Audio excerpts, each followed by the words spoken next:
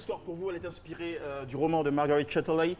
C'est un film de 2h27 minutes réalisé par Theodore Melfi, Les figures de l'ombre, qui raconte l'histoire de Katherine Johnson, elle a 98 ans aujourd'hui, et de Dorothy Vaughan, qui a été la première femme noire à diriger l'équipe des calculatrices de la NASA. C'est impressionnant, elle s'est même auto-formée pour devenir experte en informatique. À côté d'elle, il y a Mary Jackson aussi, qui a été la première femme noire ingénieure de la NASA. Et à la NASA, les ingénieurs sont toujours au-dessus des mathématiciens. Alors, toutes ces trois-là sont des héroïnes qui ont contribué au rayonnement de la NASA. La plus mise en avant dans ce film, c'est Katherine Johnson, qui a été la seule survivante du trio.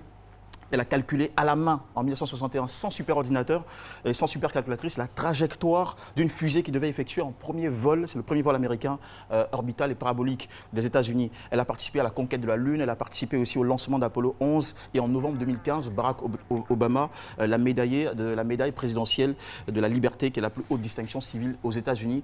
Tout ça à retrouver dans un très beau film dont voici quelques images. Les Russes sont un satellite espion qui prend des photos et Dieu sait quoi encore. Mettez-nous là-haut. On ne peut pas justifier un programme spatial qui ne met rien dans l'espace. J'ai besoin de calculs qui n'existent pas encore. Trouvez-moi un mathématicien avant que les Russes plantent leur drapeau en plein milieu de la Lune. Vous avez vos papiers? NASA, monsieur l'agent. Eh ben, je savais pas qu'ils engageaient Des femmes, il y en a beaucoup, qui travaillent au programme spatial.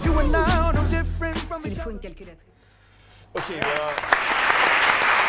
voudrais terminer par vous donner cette petite information pour ceux qui ne le savent pas. Le patron actuel de la NASA est un noir, un afro-américain du nom de Charles Bordley depuis 2009. Et puis en 2018, c'est une femme noire qui a été choisie pour participer à l'opération de l'ISS, qui est la station spatiale internationale, pour lancer une fusée.